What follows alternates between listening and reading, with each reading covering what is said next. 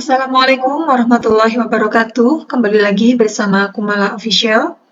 Pada video kali ini masih seputar sharing ya, bagaimana pengalaman saya bisa mendapatkan sertifikat mendidik.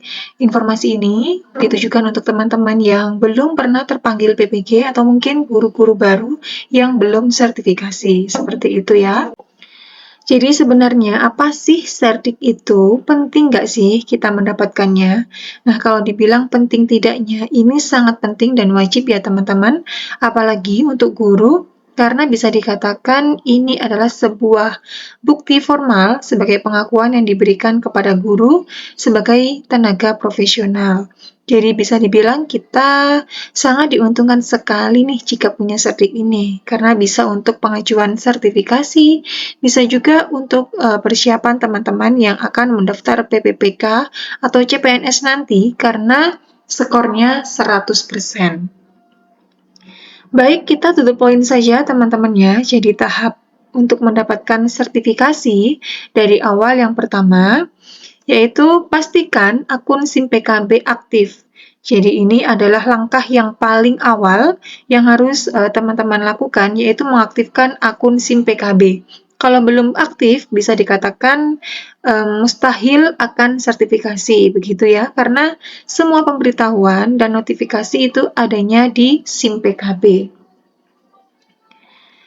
Selanjutnya, penuhi persyaratan PPG dalam jabatan. Jadi tidak semua guru memenuhi syarat ya, meskipun itu guru PNS maupun non-PNS, jika belum memenuhi persyaratan seperti yang disebutkan pada surat edaran terbaru tentang PPG dalam jabatan, nah bisa dipastikan belum tentu akan terpanggil. Jadi untuk persyaratannya teman-teman bisa melihat pada video saya yang sebelumnya. Selanjutnya, jika persyaratan sudah terpenuhi, maka teman-teman bisa cek undangan seleksi PPG di akun SIM PKB teman-teman masing-masing. Untuk contoh tampilan akun SIM PKB, jika teman-teman terpanggil mengikuti PPG, akan seperti ini. Untuk yang di sebelah kiri, ini contoh teman-teman yang terundang mengikuti PPG.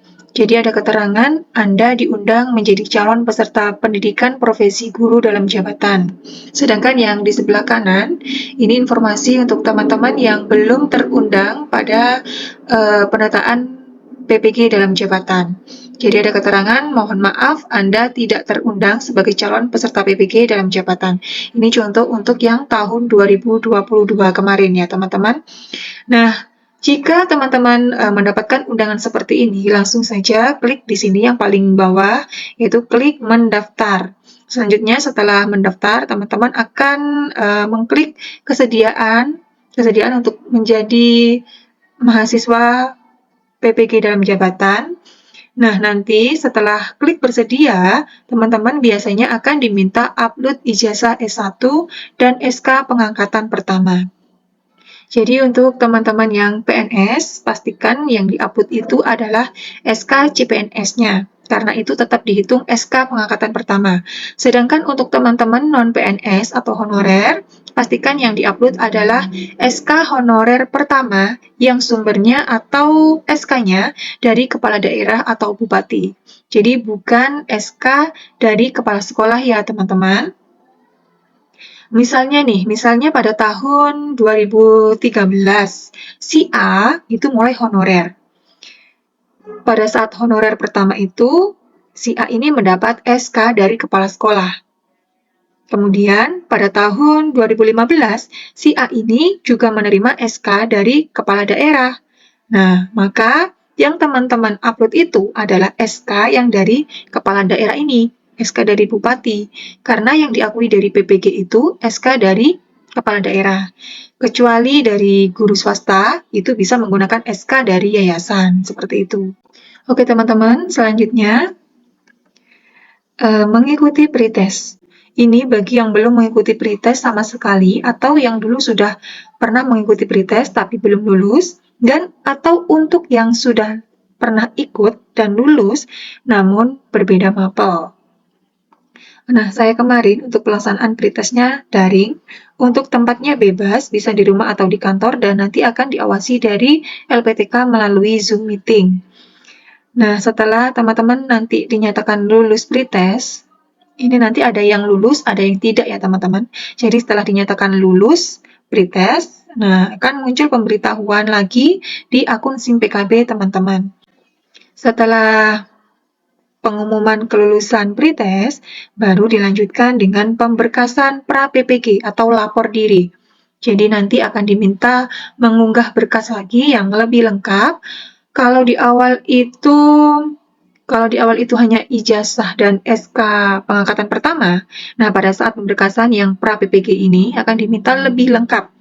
Biasanya nanti ada fakta integritas, SKCK, NPWP, surat bebas nafsa, kemudian SK pembagian tugas mengajar, surat izin dari atasan, dan foto terbaru. Biasanya seperti itu ya teman-teman. Nah, jadi banyak juga ya pemberkasannya. Tapi itulah perjuangan, belum seberapa ya teman-teman. Yang penting semuanya dilengkapi, insya Allah akan dilancarkan. Nah, setelah semuanya diunggah, barulah kita akan mengikuti PPG. Tentunya ini sesuai kuota. Untuk saya tahun 2022 kemarin itu kan online. Itu pun dengan catatan ketika teman-teman dinyatakan masuk kuota, baru bisa mengikuti pelaksanaan PPG. Karena misalnya yang lulus sampai pada tahap pemberkasan pra-PPG ini, misalnya yang lulus 15.000. Sementara kuota pada tahun tersebut hanya 10.000. Maka 10.000 itu mengikuti PPG dan sisanya yang 5.000 itu masuk daftar tunggu atau waiting list untuk PPG tahun depan.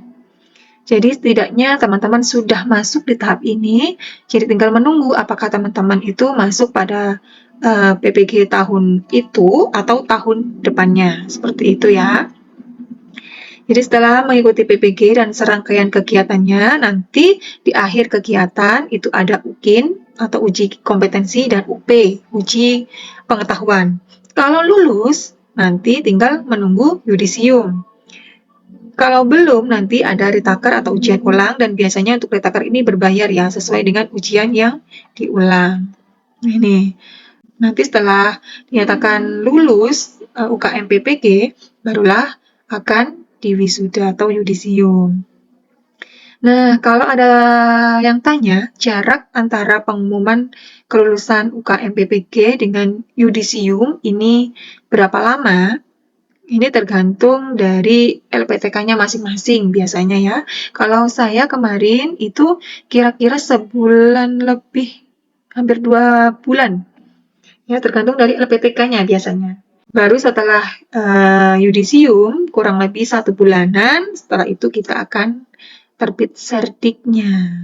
Nah, nanti serdik ini kita akan menerima soft file-nya dari pihak kampus, baru untuk serdik aslinya menyusul. Nah, seperti ini tahapan-tahapan mekanisme sertifikasi guru melalui PPG dalam jabatan itu seperti apa. Semoga informasi ini bermanfaat. Wassalamualaikum warahmatullahi wabarakatuh.